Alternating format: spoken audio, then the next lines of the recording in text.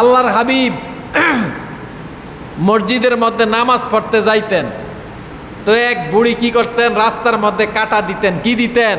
কাঁটা। তো আল্লাহর হাবিবের পা মোবারকে যখন এই কাঁটাগুলি ঢুকতো, আল্লাহর হাবিব বসে এগুলি নিজ হাত দিয়া খুলতেন এবং অনেক কষ্ট করে মসজিদে যাইতেন। তো বুড়িয়ে দূর থেকে খিল খিল করে হাসতো, খিল খিল করে হাসতো।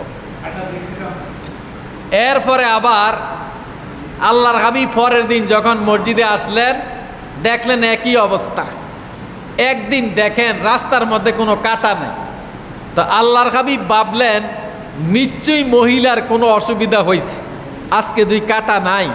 আল্লাহর হাবিব কি করলেন, ওই বুড়ির বাড়িতে গেলেন, যায়া দেখেন বুড়ি এমন অসুস্থ, বিছনার মধ্যে শুয়ে আছে।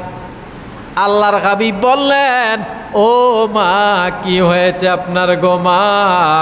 যায়া দেখলেন তার শরীরের মধ্যে প্রচন্ড জ্বর। আল্লাহর হাবিব নিজ হাত দিয়া তার মাথার মধ্যে পানি ডালিয়া দিলেন, তার খোঁজ খবর নিলেন, তার সেবা যত্ন করলেন। বুড়ি আস্তে আস্তে সুস্থ হয়ে গেল।